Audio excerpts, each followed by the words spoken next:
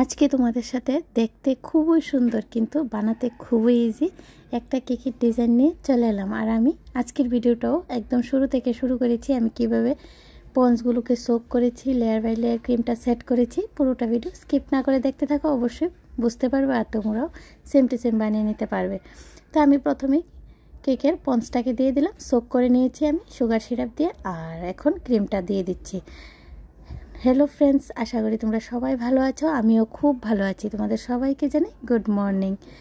নতুন আরেকটা দিনে নতুন আরেকটা কেকের ডিজাইন নিয়ে চলে এলাম তোমাদের সাথে শেয়ার করার জন্য। তো আমি উপরে আরেকটা লেয়ার বসিয়ে দিয়েছি।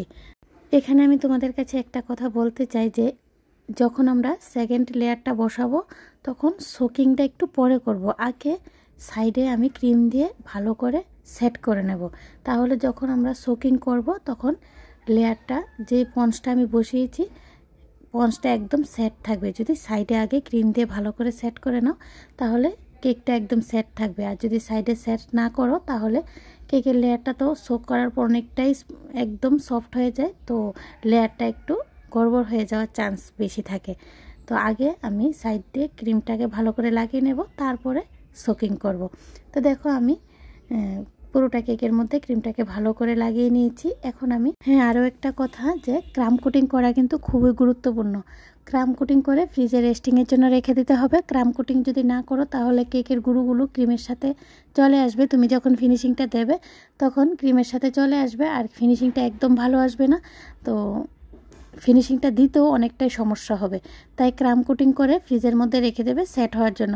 যখন আমরা কেকের মধ্যে ক্রিমটাকে লেয়ার বাই লেয়ার সেট করি তখন ক্রিমটা এতটাই কেকটা নরম থাকে যে তখনই ফিনিশিংটা দিলে ফিনিশিংটা এত একটা ভালো আসে না। যখন অনেকক্ষণ সময় ফ্রিজে রেখে দেওয়া হয় আর কেকটা ভালোভাবে সেট হয়ে যায় আর প্রপার টাইট হয়ে যায়, তখন ফিনিশিংটা দিলে যেভাবে তুমি চাইবে সেভাবেই ফিনিশিংটা দিতে পারবে। তো ফ্রিজে অবশ্যই রাখা দরকার। আমি ফ্রিজ থেকে বের করে নিয়ে চলে এলাম। এখন আমি প্রথমে হোয়াইট ক্রিম দিয়ে কেকটাকে ভালো করে ফিনিশিং দিয়ে দিয়েছি। প্রথমে ভেবেছিলাম যে কেকের ডিজাইনটা অন্যরকম করব, কিন্তু পরে ডিজাইনটা চেঞ্জ হয়ে যাওয়ার ফলে আমি প্রথমে হোয়াইট ক্রিম দিয়ে ভালো করে ফিনিশিং দিয়ে রেখে দিয়েছিলাম। পরে আমি ভাবলাম যে না, এই ডিজাইনটা দেবো না, আর একটা ডিজাইন দেব। তো তার জন্য আমার কেকটাকে একটু কালার করতে লাগবে। তো আমি এখানে একদম হালকা ক্রিম কালার একটু ক্রিম নিয়ে নিলাম, আবারও সুন্দর করে ফিনিশিংটা দিয়ে দেব।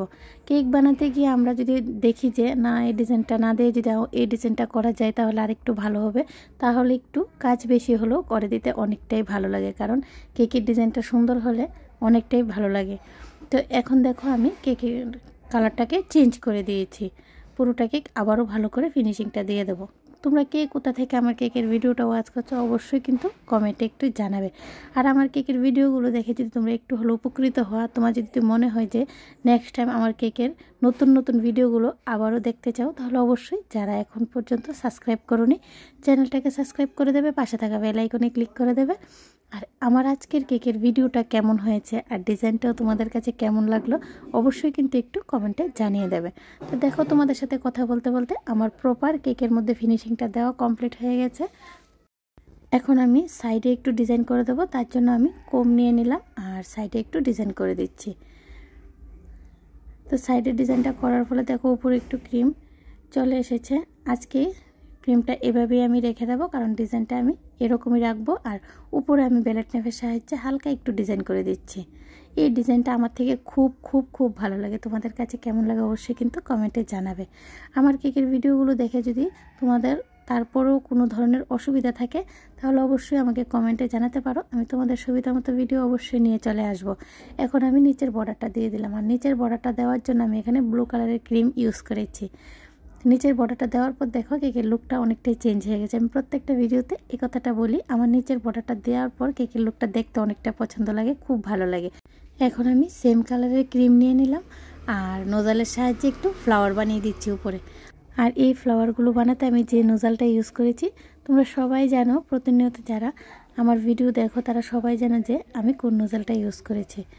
তো যাদের যদি কোনো কারোর অসুবিধা থাকে তাহলে অবশ্যই আমাকে কমেন্টে জানাতে পারো। এখন আমি সেম নোজালি নিয়ে নিলাম আর হোয়াইট কালারের ফ্লাওয়ার বানিয়ে দিচ্ছি। মিডিলে মিডিলে কিছু নোজালের কাজও করে দেব।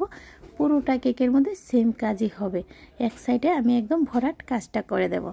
আমার এই কাজটা কমপ্লিট হয়ে গেলে আমি কিছু সুগার বল ছড়িয়ে দেব। এখানে আমি এক কালারেরই সুগার বল ইউজ করেছি, শুধুমাত্র সিলভার কালারের স্মল সুগার বলগুলো ইউজ করেছি। তোমরা চাইলে অনেক রকমের সুগার বল ইউজ করতে পারো কেকের লুকটা চেঞ্জ করার জন্য।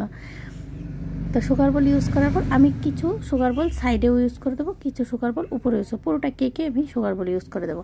তারপর আমি বার্থডে টপারটা লাগিয়ে নামটা লিখে দেবো আর কিউট একটা বাটারফ্লাই লাগিয়ে দেবো। আর বাটারফ্লাইটা লাগানোর পর কেক দেখবে কেকের পুরোটা লুক কিভাবে চেঞ্জ হয়ে গেছে। তা আমার কেকটা কিন্তু একদম রেডি হয়ে গেছে। তা আজকের মতো এই পর্যন্তই ফ্রেন্ডস। নতুন আরেকটা দিনে নতুন আরেকটা কেকের ভিডিও নিয়ে তোমাদের সবার সাথে আবারও দেখা হবে। সবাই খুব ভালো থেকো, খুব সুস্থ থেকো আর অনেক অনেক আনন্দে থেকো। আমার ভিডিওটা যারা যারা ওয়াচ করেছো তোমাদের সকলকে জানাই অসংখ্য ধন্যবাদ। রাধে রাধে ফ্রেন্ডস।